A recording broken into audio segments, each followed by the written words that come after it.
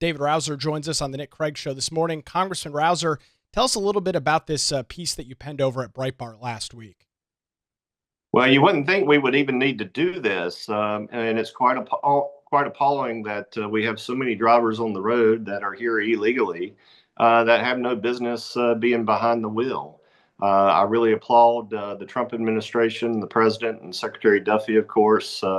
They recognized this threat, and of course, unfortunately, one of the ways we know it's a threat is you've had these catastrophes on the interstates and on the highways where these drivers who are here illegally have gone to blue states such as California, gotten a commercial driver's license, and when in any other state, if you're utilizing the correct protocols, there's no way they would even been allowed in the door.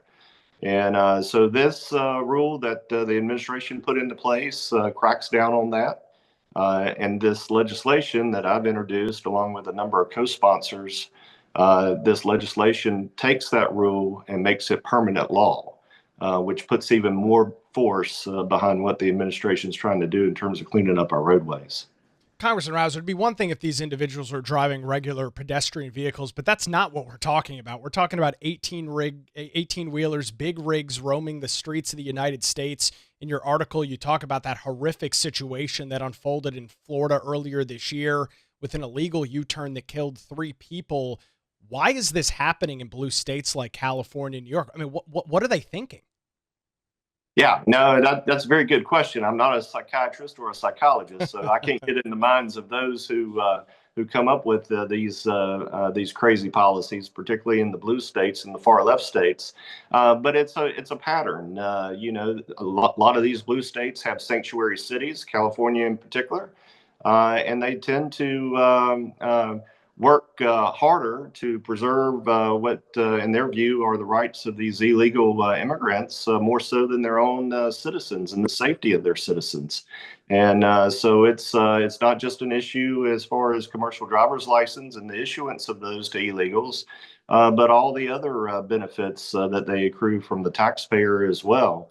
And the country doesn't mind immigration at all, but you want to have an orderly, systematic flow where you know who's here, you know why they're here, and you know that they're here for a legitimate and good purpose, not just crossing the border illegally and then they go and get a commercial driver's license and they can't speak English. And usually, if you can't speak English, you probably can't read English either.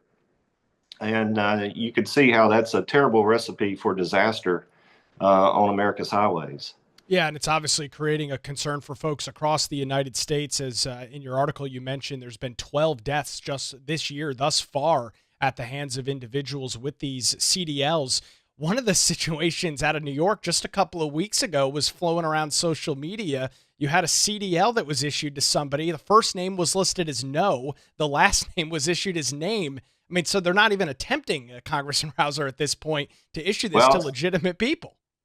and I pointed that out in the op-ed as well. And some of the cases, there's no name at all. There's not even no, and there's not even name. There's no name, period. And so anyhow, it really is egregious and quite frankly unfathomable that this is happening, in our country. But it gives you a stronger glimpse of the mindset of these very liberal states and what they're willing to do that is actually causing citizens harm. Look at their outrage over ICE, Immigration's Custom and Enforcement, agents, and that are simply trying to enforce federal law and protect federal property and go after the bad guys. Well, you would think if you just took these liberal states at their word, they treat ICE as the bad guy when ICE is just in fact those personnel.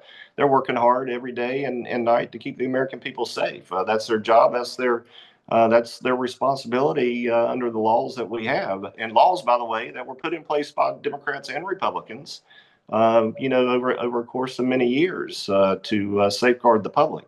So, these blue states are really problematic. They're the main source of these CDLs that should not be given out. You talk about some of the work that Secretary Duffy and the Trump administration is doing, and you back that up with introducing some legislation. Tell us about that legislation that you're introducing as it relates to making this more permanent so that if and when there's another Democrat in the Oval Office and changing around some of the appointments like transportation secretary, this would be codified in law and couldn't be changed by another Democratic Party leading the country. Well, that's right, and that's why making these executive orders and new rules and regulations designed to protect the American people. That's why it's so important to make these part of the statute, part of the code. Is the permanency of that. Because what happens is the Trump administration will issue this rule. Things will be great for 3 more years. You'll have a major crackdown on these illegal immigrants that are receiving the CDLs unnecessarily, inappropriately. So we crack down on that, and then you have a new administration come in, and if it's a liberal administration, they'll reverse that policy. So if you can get these things put into law, it makes it much, much more difficult to reverse. It doesn't mean that it couldn't be reversed, with a change of mind to Congress and passing a new law. But getting a law passed is not the easiest thing, as we all know. It requires a majority in the House, and it also requires a supermajority in the Senate. You got to get 60 votes to end debate on these measures. I think, though, you're going to find that this bill is going to end up having pretty good bipartisan support, and I think we'll have a good shot at getting it both through the House and through the Senate, and certainly the president will sign it. Everywhere I go around the district, this is one of the issues people talk to me about, not necessarily CDLs and the egregious nature and contortions that the blue states are using to provide those. But the fact that the American people want to see the executive orders of the president and the good rules and regulations that make sense, they want to see them codified and put into law because they want that permanency. That's what this is about.